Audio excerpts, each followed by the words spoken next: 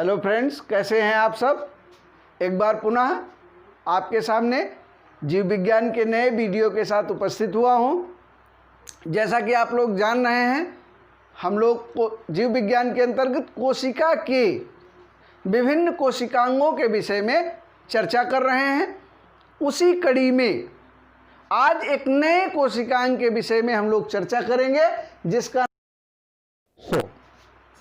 अभी तक पिछले वीडियो में यदि आप लोगों ने देखा हो, नहीं देखा हो तो देखिएगा ज़रूर। अभी तक हम लोगों ने माइटोकॉन्ड्रिया, एंडोप्लाज्मिक रेटिकुलम, गाल्जी का, राइबोसोम इत्यादि कोशिकांगों के विषय में हमने चर्चा की।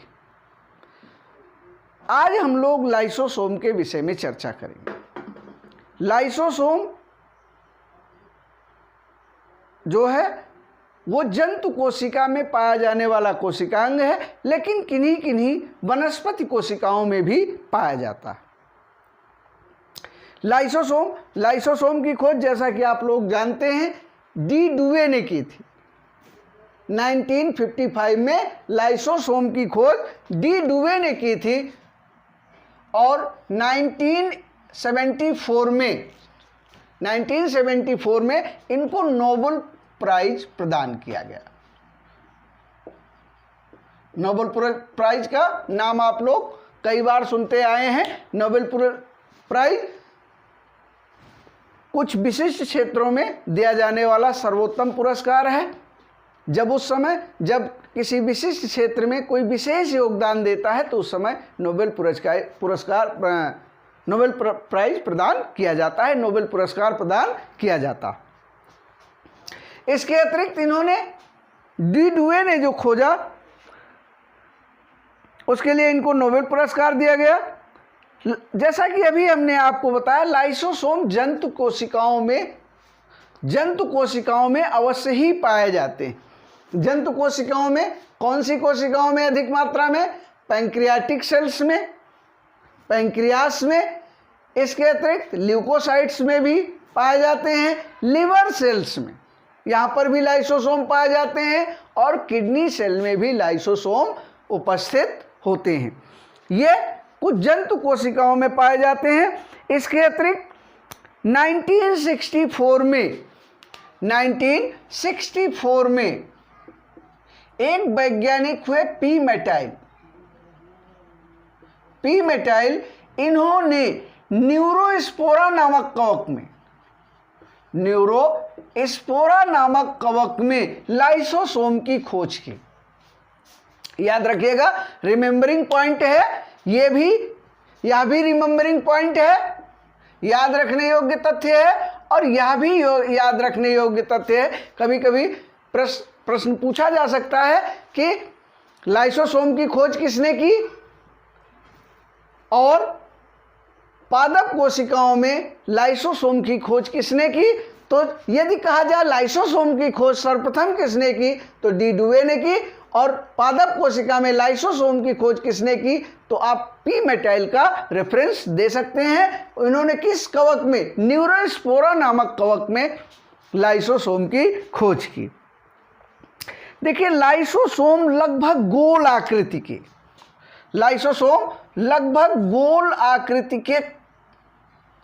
गोल आकृति की थैलियां हैं। कुछ इनकी संरचना इस प्रकार से, कोई विशिष्ट संरचना इनकी नहीं है। लाइसोसोम एक गोल प्रकार की थैलियां हैं जिनमें लगभग 30 से 35 हाइड्रोलिटिक एंजाइम पाए जाते हैं। 30 से 35 हाइड्रोलिटिक एंजाइम पाए जाते हैं। हाइड्रोलिटिक का मतलब कि जो यदि कोशिका के अंदर रिलीज हो जाएं तो कोशिकीय पदार्थों का क्या करेंगे? कोशिकीय पदार्थों को नष्ट कर देंगे। या कोशिका के अंदर जो भी प्रोटीन है, कार्बोहाइड्रेट है और आरएनए है, डीएनए है, इन सभी को क्या करेंगे? नष्ट कर देंगे। तो इनको क्या कहते हैं? हाइड्रोलिटिक एंजाइम कहते हैं। वे कुछ हाइड्रोलिटिक एंजाइम मुख्य हैं, जैसे प्रोटीएज एंजाइम जो प्रोटीन का पाचन करता है, राइबोन्यूक्लियेज एंजाइम जो आरएनए को नष्ट कर सकता है। इसके अतिरिक्त डीऑक्सीराइबोज न्यूक्लिक एंजाइम जो डीएनए को नष्ट कर सकता है, फास्फेट जो फास्फेट जिनमें भी फास्फेट समूह जुड़ा हुआ उसको नष्ट कर सकता है, ग्लूकोसाइडेज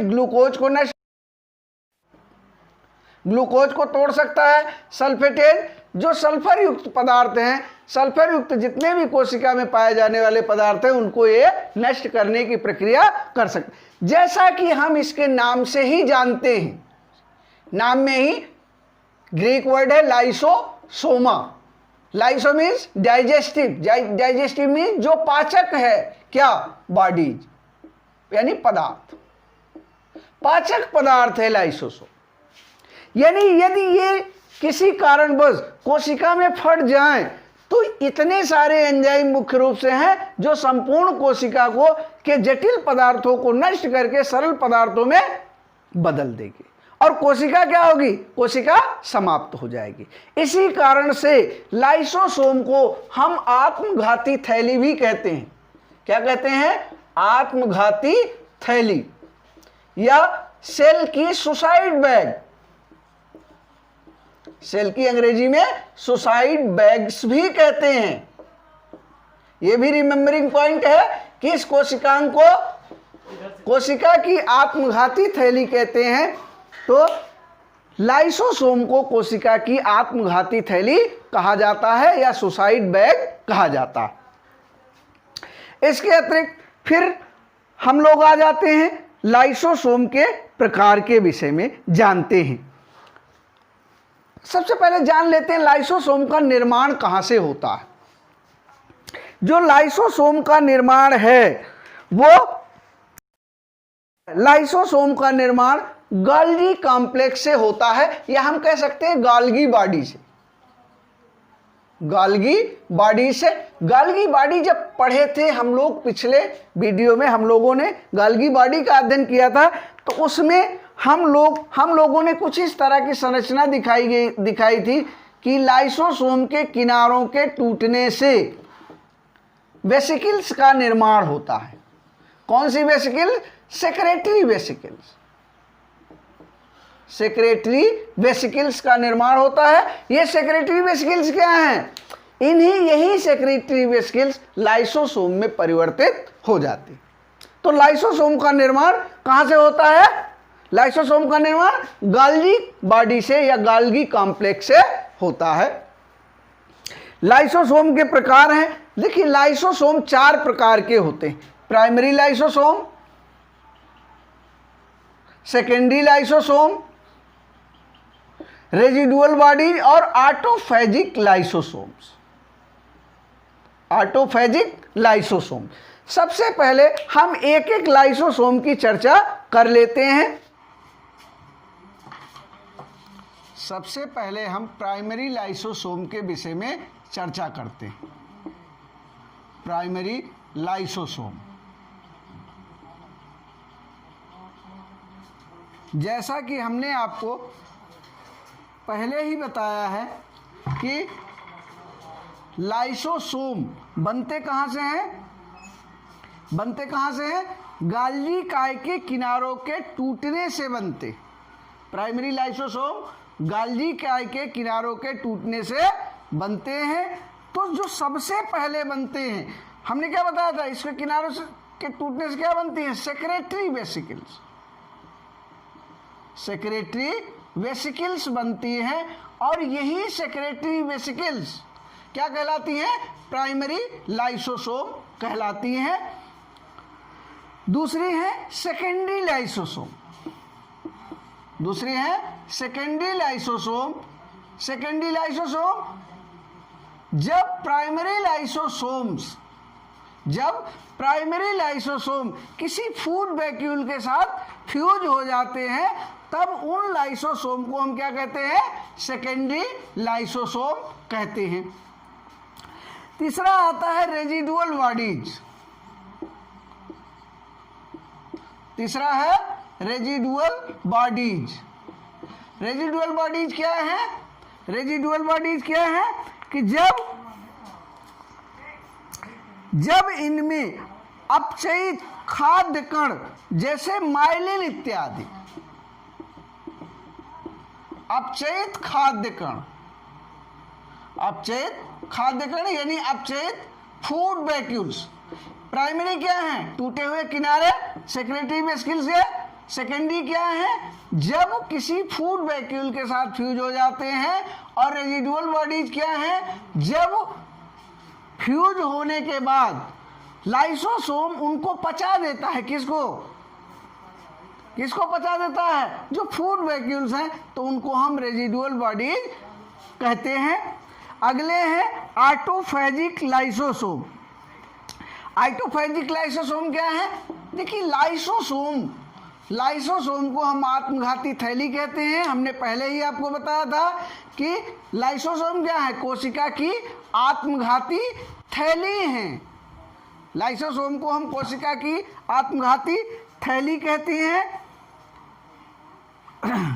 ये क्यों थैली कहते हैं? क्योंकि ये कोशिका में सेक्रेट होने के बाद, कोशिका में जाने के बाद कोशिकीय पदार्थों का पाचन कर देते हैं। कोशिका में जो भी पदार्थ पाए जाते हैं वो सभी लाइसोसोम के द्वारा पचा दिए जाते हैं या नष्ट कर दिए जाते हैं।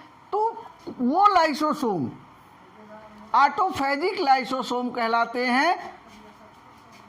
जो लाइसोसोम कोशिका के अंदर अंतराकोशिकीय खाद्य पदार्थों, रचनाओं अथवा मृत कोशिकाओं का भक्षण करते हैं, उनको हम क्या कहते हैं? ऑटोफैजिक लाइसोसोम। ऑटोफैजिक लाइसोसोम कहते हैं। ठीक है, तो ये हो गए लाइसोसोम के प्रकार। आइए हम लाइसोसोम के कार्य के विषय में जान लेते हैं। लाइसोसोम के मुख्य रूप से 4 कार्य हैं। Digestion of extra cellular material यानी बाह्य कोशिकीय पदार्थों का पाचन फैगोसाइटोसिस द्वारा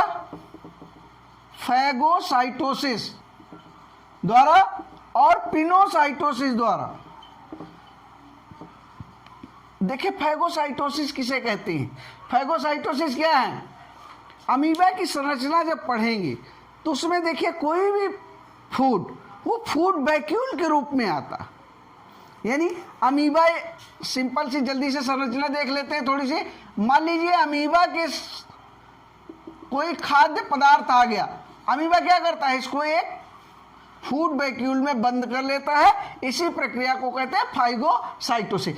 यानी हम ये कह सकते हैं दूसरी भाषा में, किसी भोज्य पदार्थ को समूल ही निगल जाना, उसको कहते हैं फैगोसाइटोसिस। पिनोसाइटोसिस किसे कहते हैं? द्रव पदार्थों को कोशिका के अंदर लेने की प्रक्रिया को हम पिनोसाइटोसिस कहते हैं। तो फैगोसाइटोसिस और पिनोसाइटोसिस द्वारा या पिनेकोसाइटोसिस द्वारा लाए गए प्रोटीन तथा अन्य खाद्य पदार्थों का पाचन जो करते हैं उनको हम क्या कहते हैं? उसको हम एक्स्ट्रा सेलुलर मटेरियल कहते हैं। इसका पाचन भी करते हैं लाइसोसोम्स। कोशिका के एक्स्ट्रा सेलुलर मटेरियल का पाचन लाइसोसोम करते हैं। इसके अतिरिक्त कोशिकीय पदार्थों का पाचन करते हैं। इनसेलुलर डाइजेशन का मतलब कोशिकीय पदार्थ का पाचन। अब ये कब होता है? जब कोई कोशिका बीमार हो जाती है या कोई कोशिका मृत हो जाती है, तब जब उस कोशिका का नष्ट होना आवश्यक हो जाता है, तब इस प्रकार की प्रक्रिया होती है। तो इसको हम क्या कहते हैं? इंटरसेलुलर डाइजेशन या कोशिकीय पदार्थों का पाचन। या जब कोई कोशिका वायरस से संक्रमित होती है तो उस कोशिका का पाचन जो है वो इनके द्वारा किया जाता है, इंट्रासेलुलर पाचन द्वारा। फिर है ऑटोलिसिस। रोग की अवस्था में यदि कोई कोशिका क्या हो गई? रोगी हो गई, तो इस रोगी कोशिका को नष्ट करने का कार्य जो है वो क्या कहलाता है? ऑटोलिसिस कहलाता है। नेक्स्ट है सेल डिवीजन। कोशिका विभाजन के समय कुछ पेरिफेरी में पाए जाने वाले लाइसोसोम जो है वो लाइसोसोम जब फूटते हैं तब कुछ वैज्ञानिकों का मानना है तभी कोशिका विभाजन की शुरुआत होती है। ये रहा छोटा सा टॉपिक लाइसोसोम। इसमें हमने लाइसोसोम की संरचना, लाइसोसोम के प्रकार और लाइसोसोम के कार्य के विषय में पढ़ा। यदि कहीं कोई समस्या हो तो हमको कमेंट करके बता सकते हैं या हमारे पर्सनल नंबर पर हमको कॉल भी कर सकते हैं। हम अगले दिन एक नए वीडियो के साथ उपस्थित होंगे। कोशिका के अगले भाग में एक और वीडियो के साथ। इससे पहले यदि आपने हमारे चैनल को सब्सक्राइब नहीं किया है तो सब्सक्राइब कर लेंगे, बेल आइकन को दबा देंगे और एक नए वीडियो के साथ पुनः आपसे मुलाकात होगी। तब तक के लिए आपका बहुत बहुत धन्यवाद।